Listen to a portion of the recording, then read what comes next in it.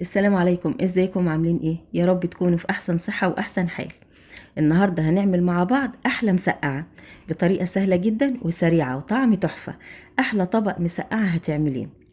مسقعة المطاعم، لا مطاعم ايه، احلى من المطاعم، بالخل والثوم، طعمها جميل جدا، تنفع غدا وكمان عشاء. مظبوطة 100%. المسقعة المصري على اصولها زي الكتاب ما بيقول بالظبط. هقولك ازاي البتنجان ما يشربش معاكي زيت، وبربع كوباية زيت هتكوني عاملاها. يلا نسمي الله ونصلي على رسول الله صلى الله عليه وسلم ونشوف عملناها ازاي. بس حبايبي ما تنسوش اللايك علشان بيرفع الفيديو، وكمان اشتركوا في القناة لو الفيديو عجبكم وقناتي عجبتكم، وما تنسوش تفعلوا زر الجرس علشان يوصلكم كل جديد انا بنزله. اول حاجة هعملها هقطع البتنجان. عندي بتنجانة واحدة رومي مغسولة وزي الفل، اقل من نص كيلو، وكمان شريحة كانت موجودة عندي قطعتها قطع بالشكل ده. قشرت اجزاء من البتنجانة وبعدين هقطعها قطع مكعبات زي ما انتوا شايفين كده. اهم حاجة التقطيعة تكون سميكة شوية علشان البتنجان ما يتهريش بعد التسوية، وعلشان ما يشربش زيت معانا كتير هرش عليه معلقة صغيرة من الملح، وهقلبها بالشكل ده وهركنها على جنب. دي اهم خطوة في المسقعة، هتخلي البتنجان ما يشربش منك زيت كتير. هسيب البتنجان حوالي من 10 دقايق لربع ساعة اكون جهزت الخضار اللي هستعمله مع البتنجان. عندي هنا مكونات المسقعة اللي جهزتها. عندي فلفل حوالي 5 6 قرون، فلفل حامي على بارد احمر واخضر. كمية الفلفل على حسب راحتك، ممكن تقللي وممكن تكتري. قطعت الفلفل قطع بالشكل ده وشلت منه جزء من البذور بتاعته علشان ما يبقاش حراق قوي. حاولي تشكلي الفلفل احمر على اخضر، وكمان رومي على حراق، عشان لو حطيتي حراق بس ممكن يبقى حرارته عالية جدا. احمر على الاخضر بيبقى شكله حلو في المسقعة. وعندي حوالي حباية بطاطس متفرزة، اخر حاجة في البطاطس اللي كنت مفرزاها. ان شاء الله لما تظهر البطاطس الجديدة نفرز غيرها.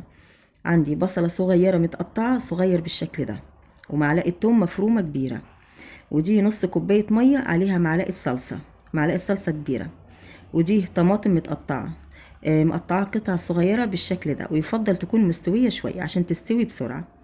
دول 350 جرام طماطم. تعالوا بقى نشوف البتنجان اخباره ايه. بصوا منزل مية غامقة قد ايه. هاخده واغسله وهصفيه كويس من المية.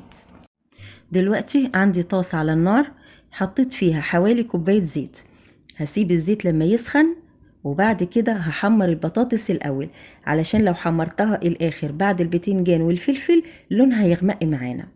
فبفضل ان انا احمر البطاطس الأول، ومش هحمرها قوي، يعني هخليها نص سوا بالشكل ده. شكلها جميل ازاي؟ دي بطاطس متفرزة يا جماعة، ولسه ما كملتش سوا وبتقرمش ازاي. سامعين؟ سامعين سامعين الخرفشة. الصوت؟ لو حابين تعرفوا خزنتها تمام. ازاي قولولي في التعليقات، وانا انزل لكم فيديو بطريقة تخزينها. بعد كده هحط البتنجان، وهنشوف في الاخر هيشرب زيت معانا قد ايه. انا طلعت الرصة الاولى وما تصورتش، لان النور قطع وهي كانت اتحمرت فمعرفتش اصورها. ولما النور جه حطيت الرصة التانية اللي قدامكم دي. هقلبها على الجهة التانية، ما تحمرهاش قوي علشان تفضل ماسكة نفسها، هي كده لونها حلو قوي. هسيبها تتحمر من الجنب التاني، وبعدين نطلعها بالشكل ده. هنطلعها على مناديل مطبخ علشان يمتص اي زيت فيها. شايفين لون البتنجان؟ لونه جميل قوي، التسوية بتاعته مظبوطة. هحط بعد كده الفلفل ياخد تشويحة بسيطة من الجنبين، هو ما بياخدش وقت خالص. زي ما انتوا شايفين الزيت زي ما هو ازاي، ما خسش كتير. قلينا الفلفل والبتنجان والبطاطس، والزيت تقريبا زي ما هو كده. الفلفل تمام كده، هنطلعه ونصفيه من الزيت. شايفين الزيت اللي باقي قد ايه؟ تقريبا اخدنا حوالي ربع كوباية. هاخد الزيت افضيه في حاجة تانية، وهخلي حوالي معلقتين بس اللي هكمل بيهم المسقعة. وهنحط الطاسة على النار تاني، وده الزيت اللي فايض معانا. هنزل بقى بالبصل، هشوحه شوية كده يدبل معانا، هضيف له رشة ملح صغيرة، وبعد كده هضيف التوم، وهقلب لغاية لما اشم ريحة التوم. بعد كده هضيف معلقة خل كبيرة، هطشها عليه زي ما انتوا شايفين كده، وشمي بقى احلى ريحة. ونقلب كده المكونات كلها مع بعضها، وبعد كده هضيف الطماطم، ونقلب الطماطم مع التوم. وبعد كده هسيبها حوالي 3 4 دقايق بس، يعني يتسبكوا شوية. ما تنشفيهاش، لازم يبقى فيها صوص كده. هضيف التوابل: معلقة صغيرة كزبرة مطحونة، ومعلقة صغيرة كمون، وملح. خلي الملح بتاعها يكون اقل من المظبوط سنة، مش عايزة يعني ملحها يبقى عالي قوي او مظبوطة. المهم ما تحدقهاش منك. المسقعة حلاوتها في انها تكون مسكرة كده، ما تكونش حادقة ولا حدقها طالع، يعني يا مظبوطة يا اقل من المظبوط شوية.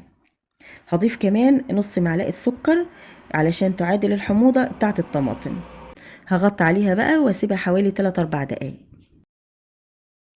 ودي الصلصة بعد ما عدى عليها 3 دقايق، شايفين عاملة ازاي؟ لا هي ناشفة قوي ولا فيها مية كتير قوي. تمام. هحط عليها البتنجان والبطاطس والفلفل وهقلبها. شايفين المسقعة زيتها قليل جدا، مش شاربة زيت خالص ولا حاجة.